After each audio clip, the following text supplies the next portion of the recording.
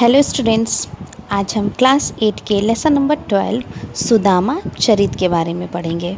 यह एक कविता है और इसके लेखक हैं नरोत्तम दास जी। जब श्री कृष्ण द्वारिका के राजा हो गए और ब्राह्मण सुदामा की अत्यंत दीन दशा हो गई, उनको खाना भी नसीब नहीं हो पा रहा था, बड़ी गरीबी में दिन काट रहे थे। तब एक दिन सुदामा की पत्नी ने कहा कि श्री कृष्ण तो आपके बचपन के मित्र हैं, आप उनसे मदद लेने क्यों नहीं जाते। पहले सुदामा तो इस बात के लिए तैयार नहीं हुए कि मैं अपने मित्र से कैसे मदद मांगूं। फिर बहुत समझाने बुझाने के बाद वह द्वारिका जाने के लिए तैयार हो गए। जब वह द्वारिका पहुँचे, वहाँ पर उनकी दशा देखने में बहुत खराब थी। तो वहाँ के द्वारपाल ने उन्हें रोका। क्यों रोका? क्योंकि राजा से तो कोई ऐसे ही नहीं मिल सकता है ना। तो द्वारपाल ने पूछा कि तुम कहाँ जा रहे हो? तो सुदामा ने बताया कि वह अपने मित्र से मिलना चाहते हैं। आप उनसे जाकर कहिए कि उनका बचपन का मित्र सुदामा आया है। तो इस प्रकार से द्वारपाल ने इस बात का वर्णन श्री कृष्ण से किस तरह से किया, उसके बारे में यह कविता कही गई है। तो शुरू करते हैं। पाठ 12 सुदामा चरित। शीस पगा न झगा तन में प्रभु जाने को, आही बसे के ही ग्रामा, धोती फटी सी लटी दुपटी, अरु आय उपान को नहीं सामा, द्वार खड़ो द्विज दुर्बल एक, रहियो चकिसों वसुधा अभिरामा, पूछत दीन दयाल को धाम, बतावत आपनो नाम सुदामा।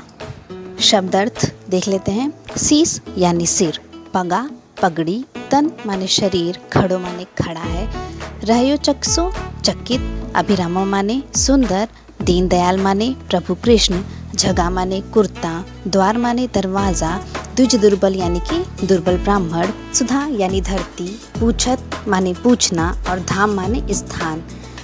इस काव्यांश का प्रसंग है। प्रस्तुत काव्यांश में श्री कृष्ण के बचपन के मित्र सुदामा अपनी पत्नी के आग्रह करने पर कुछ आर्थिक सहायता पाने की आशा में उनकी नगरी द्वारका पैदल जा पहुँचे हैं। कवि ने उसी समय के दृश्य का वर्णन किया है। उपर्युक्त पंक्तियों में कवि कहते हैं कि जब सुदामा कृष्ण के महल के सामने खड़े थे, तब द्वारपाल ने महल के अंदर जाकर श्री कृष्ण को बताया कि हे प्रभु, बाहर महल के द्वार पर एक गरीब व्यक्ति खड़ा हुआ है, बहुत ही दयनीय अवस्था में है और वह आपके बारे में पूछ रहा है। उसके सिर पर न तो पगड़ी है और न ही शरीर पर कोई कुर्ता है। पता नहीं वो किस गांव से चलकर यहाँ तक आया है। उसने ऐसा कुछ नहीं बताया है। वह फटी हुई धोती और गमछा पहने हुए है, उसके पैरों में जूते भी नहीं हैं। द्वारपाल आगे कहता है कि दरवाजे पर गरीब कमजोर सा ब्राह्मण हैरान होकर पृथ्वी और महल के सौंदर्य को निहार रहा है। वह द्वारिका नगरी को देखकर बहुत ही हैरान है। वह सुंदर महलों को बहुत ही हैरानी की दृष्टि से देख रहा है। वह दीनदयाल अर्थात आपका निवास स्थान पूछ रहा है और अपना नाम सुदामा बता रहा है। अगला काव्यांश है।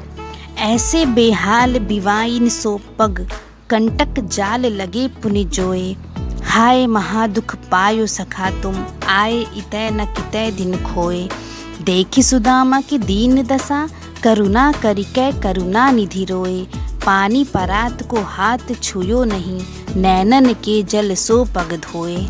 शब्दार्थ ऐसे बेहाल यानी बुरे हाल, पग माने पाँव, पुनिजो यानी निकालना, महादुख यानी बहुत दुख, इतै न कितै माने इतने दिन, करुणा करके यानी दया करके, परात माने खुला बर्तन, नैनन के जल यानी आंखों के आंसुओं, बिवाइन सो यानी फटी एड़ियाँ, कंटक माने कांटा, सखा माने मित्र, दीन दशा यानी बुरी दशा, करुणानिधि यानी दया के सागर, हाथ छुओ नहीं यानी हाथ न लगाना, और पग माने पैर। इस प्रसंग में कृष्ण सुदामा के मिलन तथा सुदामा की दीन अवस्था व कृष्ण की उदारता का वर्णन किया गया है। व्याख्या इस प्रकार से है।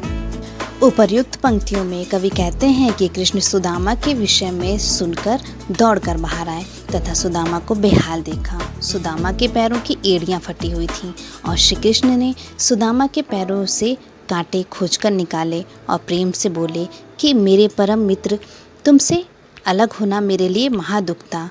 तुम इतने दिन कहाँ रहे? सुदामा का ऐसा हाल देखकर दया के सागर श्री कृष्ण रो पड़े। उन्होंने सुदामा के पैर धोने के लिए परात मंगाई, परंतु उसे हाथ भी नहीं लगाया, बल्कि अपने आंसुओं से ही उनके पैर धो डाले। तीसरा काव्यांश है, कछु भाभी हमको दियो, सो तुम काहे न देत, चापी पोटरी कांख में, रहे कहो कही हेतु, आगे चना गुरु मात देते, लय तुम चा भी हमें नहीं दीने, श्याम कहो मुस्काए सुदामा सो, चोरी की बान में हौजू प्रवीणे, पोटरी कांख में चापी रहे तुम, खोलत नाही सुधारस भीने, पाछली बानी अजौ न तजौ तुम, तैसई भाभी के तंदुल कीन है। शब्दों के अर्थ हैं, कछु माने कुछ, काहे न दैत यानी किस कारण, चापी माने छिपाना, पोटरी माने पोटली, चाबी माने चबाना, बान माने आदत, प्रवीण माने कुशल, पाछली बानी यानी पुरानी आदत, तजी माने छोड़ी और तंदुल माने सौगात। व्याख्या इस प्रकार से है। प्रस्तुत पंक्तियों में श्री कृष्ण सुदामा से शिकायत करते हैं। श्री कृष्ण कहते हैं कि मेरी भाभी ने जो मेरे लिए भेजा है वह तुम मुझे क्यों नहीं दे रहे, मेरे लिए लाई पोटली को बगल में क्यों छिपा रहे हो। कृष्ण उन पर ताना मारते हुए कहते हैं कि जैसे तुमने बचपन में गुरु माँ द्वारा दिए चने मुझे न देकर खुद खा लिए थे, वैसे ही वह अब भी उनके तोहफे को उन्हें क्यों नहीं दे रहे हैं। क्या वह चोरी करने में कुशल हो गए हैं? कृष्ण जी कहते हैं कि सुदामा क्यों पोटली छुपा रहे हैं, उसे निकाल कर क्यों नहीं देते, उसमें से कितनी सुगंधित अमृत की खुशबू आ रही है। क्या उनकी पिछली आदत अभी तक नहीं छूटी है जो भाभी द्वारा भेजा गया तोहफा छुपा रहे हैं। आज के वीडियो में हम 3 काव्यांशों का अध्ययन किए हैं। अब हम अगले वीडियो में इसके आगे का अंश पढ़ेंगे। अब हम आज का होमवर्क कर लेते हैं। पहला क्वेश्चन है, पढ़ाए गए काव्यांशों का संदर्भ सहित व्याख्या लिखिए। दूसरा क्वेश्चन, इस कविता को याद करिए।